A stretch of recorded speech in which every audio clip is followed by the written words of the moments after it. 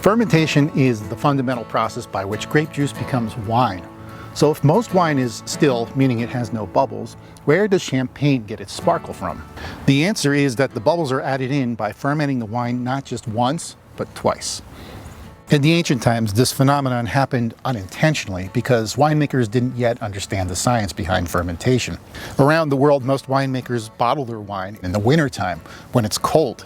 So in the spring, when things start to warm up, the fermentation would actually start over again and the bottles would fizz and explode. So obviously this was a problem, and at first champagne makers tried their best in vain to get rid of the bubbles. Around the 17th century, as champagne started to make its way to other international markets, the French discovered that people like the English and the Russians actually loved the bubbles in champagne, so they decided to embrace it. The process of making a sparkling wine like champagne starts with a blend of different still wines. So the winemaker will put them all together, put them in this actual bottle, and they'll add a dose of sugar and yeast.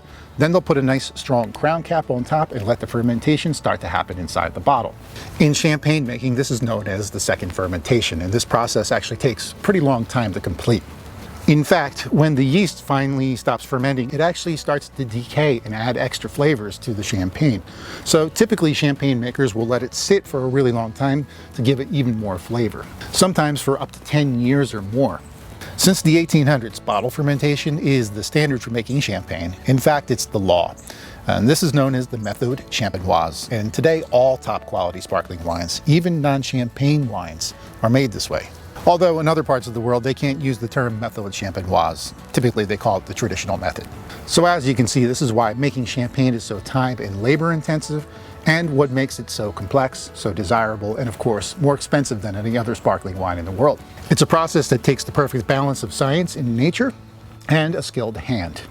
So next time you enjoy a bottle of fine champagne, just take a moment to appreciate what a beautiful, happy accident this is and how lucky we are to be able to enjoy it. Thanks for watching today, and for more Quick Sips videos like this, be sure to subscribe to the WTSO YouTube channel. For Wine Still Sold Out, I'm Marc Supsic. Cheers.